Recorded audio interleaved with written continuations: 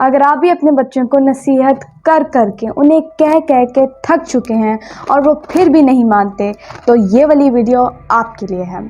मैं आज आपके साथ इस्लामिक एंड साइंटिफिकली प्रूवन ऐसा प्रैक्टिकल सोल्यूशन रखने जा रही हूँ जो कि अगर इफ़ेक्टिवली किया जाए तो हमेशा काम करता है। और इसका जो सक्सेस ग्राफ है, जब भी प्रैक्टिस किया गया 100% आया। अगर आप ह्यूमन साइकोलॉजी के हवाले से ये सीख लें कि वो कम्युनिकेशन को कैसे परसीव करता है, आप अपने बच्चों को बहुत ज़्यादा बेहतर तरीके से इन्फ्लुएंस कर पाएंगे। बहुत से लोग समझते हैं कि हम कम्युनिकेशन में जो किसी से अल्फाज इस्तेमाल कर रहे होते हैं वो सबसे ज़्यादा मैटर करते हैं, जबकि जब रिसर्च की गई तो बिल्कुल ऑपोजिट रिजल्ट्स आए। सबसे ज़्यादा वर्ड्स मैटर नहीं करते, बल्कि सबसे ज़्यादा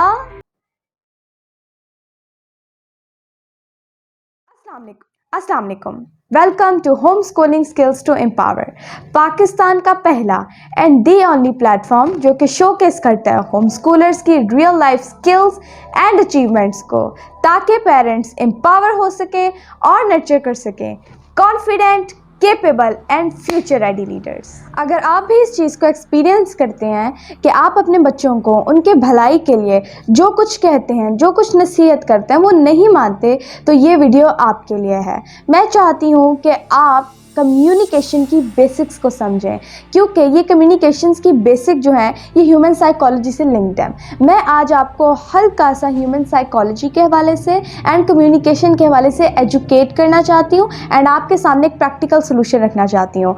इसको लाजमी सुनिएगा, वाई बहुत ज़रूरी है। जैसे ही आपको वाई अंडरस्टैंड होती है, जैसे ही आपको शाऊर आता है, आपके लिए हाउ और आसान हो जाता है।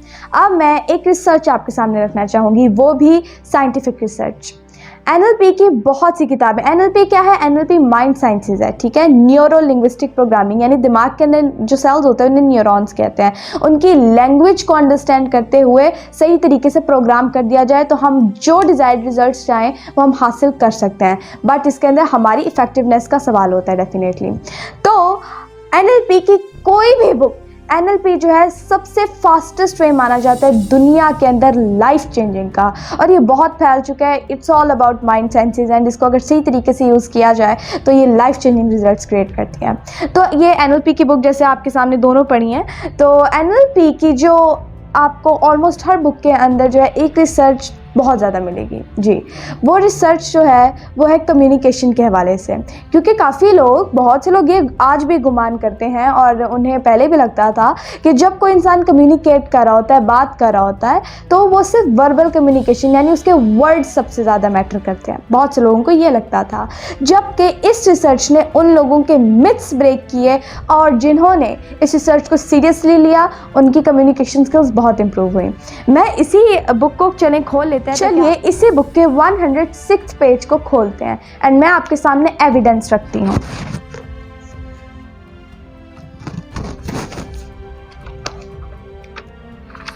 ये एक बहुत अच्छी बुक है, इट्स बाय, ये NLP है for dummies, Romila Reddy and Kate Burton, and this is the 1/6 page जी। तो इसी के अंदर ये सर्च मैंशनड है। मैंने कहा मैं इसी के अंदर लिखूँ या आपको सुना दूँ। Classic research by professor Mehrabian of the university of California at Los Angeles, यानी कि university of California Los Angeles के अंदर ये रिसर्च हुई कि उन्होंने देखा कि कैसे लाइव कम्युनिकेशन रिसीव की जा रही है और परसीव की जा रही है और उसको कैसे रिस्पॉन्ड किया जा रहा है, यानी कि कम्युनिकेशन को लाइवली देखा गया, एक्सपीरियंसेस हुए डिफरेंट, ठीक है। और लोगों के अंदर ये देखा गया कि वो क्या रिसीव करें, कैसे रिसीव करें, कैसे रिस्पॉन्ड करें, इसको डीपली स्टडी किया गया, अंडरस्टैंड किया गया। एंड जब उसको देखा तो पता ये चला मिथ्स ब्रेक हुए। क्या मिथ्स ब्रेक हुए? मिथ्स ये ब्रेक हुए कि his figures suggested that your impact depends on 3 factors. आपकी कम्युनिकेशन का इम्पैक्ट जो है 3 फैक्टर, 3 कह लें कैटेगरीज, 3 चीज़ों पे डिपेंड करता है। वो क्या है? हाउ यू लुक, आप कैसे दिख रहे हैं, ठीक है। दूसरा है हाउ यू साउंड, आप कैसे साउंड कर रहे हैं, और तीसरा है व्हाट यू से, आप कह क्या रहे हैं। इन 3 फैक्टर्स पे आपकी कम्युनिकेशन जो है इम्पैक्ट क्रिएट करेगी दूसरों पे, ठीक है। और अभी मैं इसको डिटेल लेके जाती हूँ, ठीक है। And his research broke it down as okay और रिसर्च में पता ये चला कि जो हमारे वर्ड्स होते हैं, हम क्या कह रहे होते हैं, वो कितने मैटर करते हैं, क्या आप जानते हैं? Only and only 7%। अगर 100% का फिगर लिया जाए तो 100% अगर कम्युनिकेशन है तो उसमें वर्ड्स कितना इन्फ्लुएंस रखते हैं? सिर्फ 7%। उससे ज़्यादा क्या इन्फ्लुएंस रख रही है, उससे ज़्यादा क्या इम्पैक्ट क्रिएट करता है दूसरे पे? हमारी टोन ऑफ वॉइस, हम किस लहजे के अंदर बात कर रहे हैं, ये पता है कितना मैटर करता है? इट्स 38%। ये आप फिगर यहाँ पे देख भी सकते हैं जी। और टोन ऑफ वॉइस से भी ज़्यादा क्या मैटर करता है? सबसे ज़्यादा हमारे फेशियल एक्सप्रेशन, हमारे जेस्चर्स एंड बॉडी पोस्चर। ये कितना मैटर कर रहा है? 55%। Can you believe? 55%। ये है बहुत इंपॉर्टेंट समझने वाली चीज़। यानी कि हम जब किसी से बात कर रहे हैं, हम किसी से जब कम्युनिकेट कर रहे हैं, हमारे अल्फाज मैटर करते हैं, ये नहीं कि मैटर नहीं करते, बट उससे ज़्यादा जो दूसरे पे इम्पैक्ट क्रिएट कर रहा है वो हमारे फेशियल एक्सप्रेशंस, हमारे बॉडी जेस्चर 55%, और उसके बाद tone of voice impact create कर रही है। और अभी मैं इसकी आपके सामने मिसाल रखती हूँ और बताती भी हूँ कि आपके बच्चों के साथ क्या होता है। कभी कभार आपके साथ ऐसा होता है कि आप अपने बच्चों को, हालांकि वो कह कुछ और रहे होते हैं, बट आप सेंस कर लेते हैं कि समथिंग इज़ रॉन्ग। जैसे कि अगर आपका बच्चा आपसे ये कह रहा है, अगर उसे लेट्स सपोज चोट लगी है, ठीक है, और आपसे ये कह रहा है नहीं मैं बिल्कुल ठीक हूँ, नहीं कुछ नहीं हुआ, आपको सेंस हो जाता है, आप चेहरे से पहचान लेते हैं कि नहीं, देयर इज समथिंग रॉन्ग। इसके फेशियल एक्सप्रेशन वैसे नहीं है, बॉडी लैंग्वेज इसकी वैसी नहीं है, आप टोन ऑफ वॉइस से पता लगा लेते हैं, ठीक है। बहुत सी और चीज़ें, जो भी चीज़ होती है आपको फेशियल एक्सप्रेशन और टोन ऑफ वॉइस से अंदाज़ा हो जाता है, एंड देन डेफिनेटली वर्ड से भी अंदाज़ा हो जाता है। बिल्कुल, ये तीनों चीज़ों से अंदाज़ा हो जाता है।